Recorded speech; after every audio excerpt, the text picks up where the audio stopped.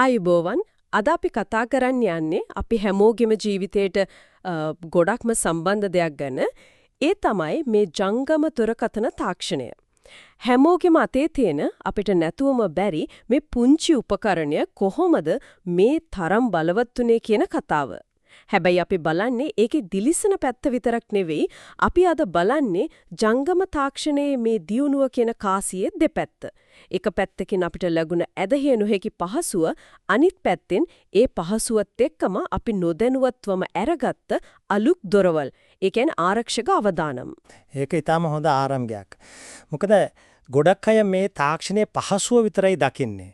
ඒතේ පහසුව ගොඩනැගිලා තියෙන්නේ ඊටාම සංකීර්ණ තාක්ෂණික අඩිතලමක් මත. අන්න ඒ අඩිතලමේ වුණු මූලික වෙනසක් තමයි අද අපි මුණ දෙන ආරක්ෂක අභියෝගවලට ප්‍රධානම හේතුව. හරි. එතනින්ම පටන් ගමු. මොකක්ද මේ මූලික වෙනස? අපි එදිනදා දකින වේගය, ඇප්ස් වගේ දේවල් වලට යටින් තියෙන ඒත් අපි නොදකින ලොකුම තාක්ෂණික පෙරළිය මොකක්ද? ඒ පෙරළිය තමයි ජංගම ජාල පවතින ගෘහ නිර්මාණ ශිල්පයේ ඉඳන් සම්පූර්ණ IP පදනම් වූ ගෘහ නිර්මාණ ශිල්පයකට මාරු වීම. දැන් මේ වචන ටිකක් සංකීර්ණයි වගේ ඇහුනට සංකල්පය හරිම සරලයි. උදව්වක් විදිහට මම මෙහෙම හිතන්නද. පරණ ක්‍රමයේ කියන්නේ අපි කාට හරි කෝල් එකක් ගත්තම ඒ කෝල් එකටම විතරක් වෙන්නුණු විශේෂ දුරකථන ලයින් එකක් හැදෙනවා වගේ දෙයක්ද? හරියටම හරි. ඒකට තමයි සර්කිට් ස්විචින් කියන්නේ. ඔයා කෝල් එකක් ගත්තම ඔයාටයි අනිත් කෙනාටයි අතරේ දුරකථන කම්පැනි එකකින් වෙනම පාරක් වෙන් කරලා දෙනවා වගේ. ඒ කෝල් එක ඉවර වෙනකම් ඒ පාර කාටවත් පාවිච්චි කරන්න බෑ. ඔයාලා කතා නොකර හිටියත් ඒක නාස්තියක්නේ. ඒක තමයි අර MSC. ඒ කියන්නේ මොබයිල් ස්විචිං සෙන්ටර් එක හරහා PSTN කියන සාම්ප්‍රදායික දුරකථන ජාලයට සම්බන්ධ වෙලා තිබුණ ක්‍රමය. එතකොට අලුත් all IP ක්‍රමය? අලුත් IP පදනම් වූ ක්‍රමය කියන්නේ ඔයාගේ කතාව, ඔයා යවන ෆොටෝ එක, ඔයා බලන වීඩියෝ එක මේ හැම දෙයක්ම පොඩි පොඩි දත්ත පැකේට් වලට කඩනවා. කඩලා තියෙන ඕනෑම පාරකින්. ඒ කියන්නේ අන්තර්ජාලය හරහා යවලා අනිත් පැත්තදී ආයෙත් එකලස් කරනවා වගේ. ඒක ගොඩක් කාර්යක්ෂමයි. හැබැයි ඒකේ තේරුම ඔයාගේ පැකට් යන පොදු පාරෙම වෙන අයගේ පැකට් වගේම සමහර විට අනිෂ්ට පැකට් එහෙමත් යන්න පුළුවන්. ආරක්ෂක ප්‍රශ්නේ පටන් ගන්න එතනින්. හරි. ඒ කියන්නේ ඉස්සර ප්‍රශ්නේ තිබ්බේ ෆෝන් එකට සිග්නල් තියෙනවද කියන එක. දැන් ප්‍රශ්නේ වෙලා තියෙන්නේ ෆෝන් එක හරහා යන අපේ දත්ත වලට මොකද වෙන්නේ කියන එකද? නියත වශයෙන්ම ඒක තමයි. ඒ නිසා තමයි අද ප්‍රධාන අභියෝග දෙකක් මතුවලා තියෙන්නේ. එකක් තමයි සංචලතා කළමනාකරණය. එහෙමත් නැත්නම් මොබිලිටි මැනේජ්මන්ට්. ඒ කියන්නේ කෙනෙක් එක ටවරයකින් ඊළඟ ටවරයකට යද්දී කිසිම බාධාවකින් තොරව අර IP සම්බන්ධතාවය තියාගන්නේ කොහොමද කියන එක. අනික තමයි ගුවන් විදුලි සම්පත් කළමනාකරණය. ඒ කියන්නේ මේ හැමෝටම දත්ත යවන්න තියෙන සීමිත ගුවන් විදුලි තරංග ටික කාර්යක්ෂමව බෙදලා දෙන්නේ කොහොමද කියන එක. මේ වෙනස එක රැකින් වෙච්ච දෙයක් නෙවෙයිනේ. මේ ගමන හිතනවට වඩා ගොඩක් පරණයි. මූලාශ්‍රවල තියෙනවා 1896 දී ගුග්ලියල්මෝ මාකෝනි රැහන් රහිත ටෙලිග්‍රාෆ් යන්ත්‍රය හදපු තැන ඉඳන් මේ කතාව පටන් ගන්නවා කියලා. ඒක තමයි මුල්ම බීජය. ඇට්ලාන්ටික් සාගරය හරහා සෛන්‍යාවක් යවනවා කියන එක ඒ කාලේ විද්‍යා ප්‍රබන්ධයක් වගේ වෙන්න ඇති. ඊට පස්සේ ආයතන ඔස්සේ හට ගණන් වල sannivedana චන්ද්‍රිකා ආවට පස්සේ තමයි මේක ගෝලීය මට්ටමට ගියේ. අද අපි කතා කරන Wi-Fi, සෙලියුලර් තාක්ෂණය කියන හැම දෙයකම අත්විවරම වැටෙන්නේ ඔය දීර්ඝ ඉතිහාසය තුල. හරි.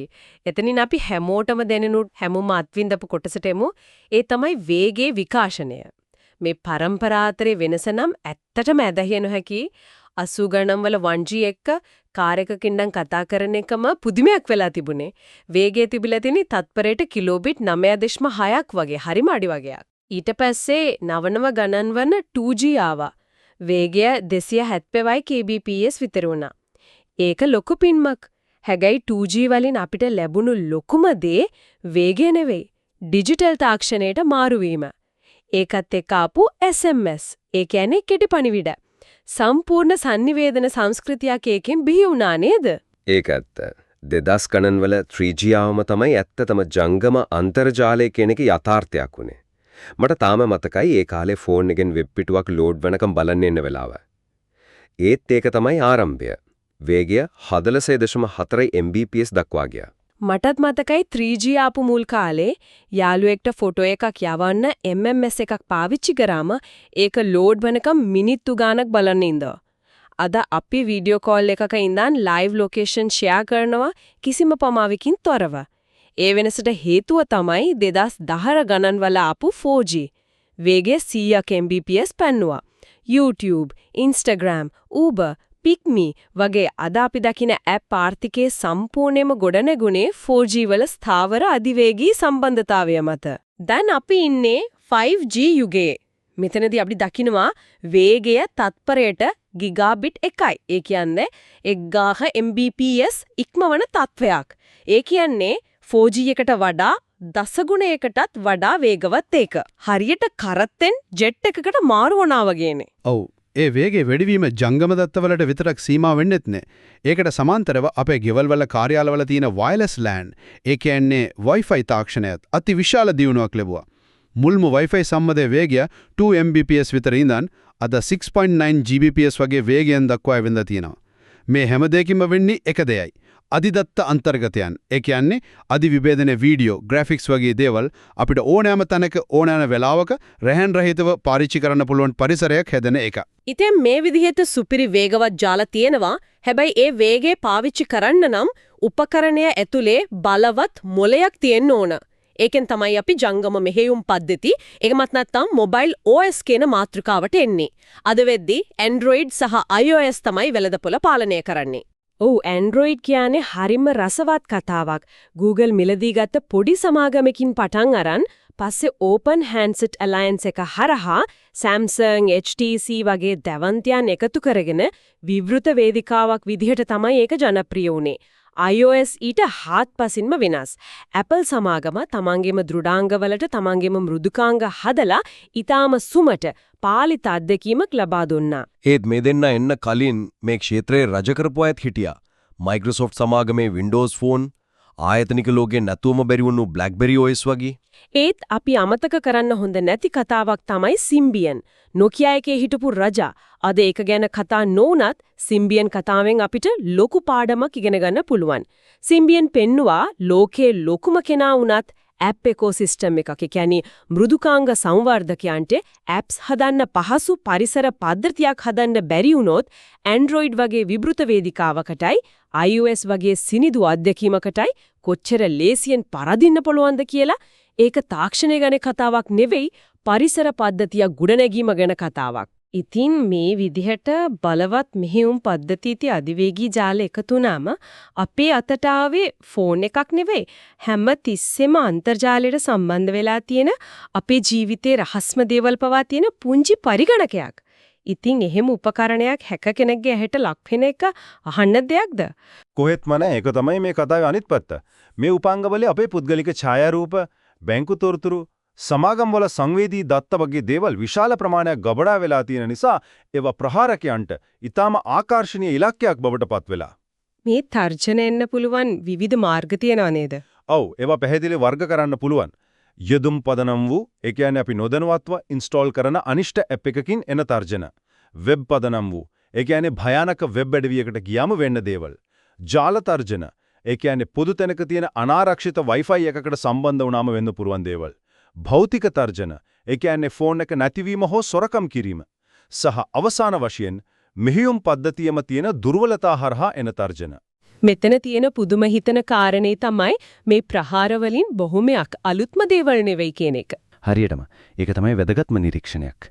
මේ ප්‍රහාරක ක්‍රමවේද බොහොමයක් පරිගණක සහ පරිගණක ජාල ලෝකයෙන් එලෙසින්ම උපටාගත් ඒවා. ඒ කියන්නේ මේවා පරිගණක ලෝකේ පාවිච්චි කරපු පරණ උපක්‍රම. ජංගම දුරකථන කියන අලුත් ක්‍රීඩා පිටියට ගැලපෙන විදියට වෙනස් කරපුවා විතරයි. denial of service ප්‍රහාර, malware, virus, ඔත්තු බලන ස්පයිවෙයර් වගේ දේවල් අපි පරිගණක ලෝකයේ අවුරුදු ගාණක් තිස්සේ දැකපු දේවල්. ෆිෂින් කියන එකත් ඒ වගේ නේද? හැබැයි ෆෝන් එකට එද්දී එකේ අලුත් රූපයක් තියෙනවා. ඔව්. ඒකට කියනවා ස්මිෂින් කියලා. ඒ කියන්නේ SMS හරහා කරන ෆිෂින් ප්‍රහාර. ඔබේ පාර්සලය ලබා දීමට නොහැකි විය තොරතුරු යාවත්කාලින කර ගැනීමට මෙම ලින්ක් එක ක්ලික් කරන්න වගේ SMS එකක් ලැබෙලා ඒක ක්ලික් කරාම ව්‍යාජ වෙබ් අඩවියකට ගිහින් අපේ මුරපද හෝ බැංකු තොරතුරු ලබා ගන්නවා. මේක ඊටාම සුලභ ප්‍රහාරයක්.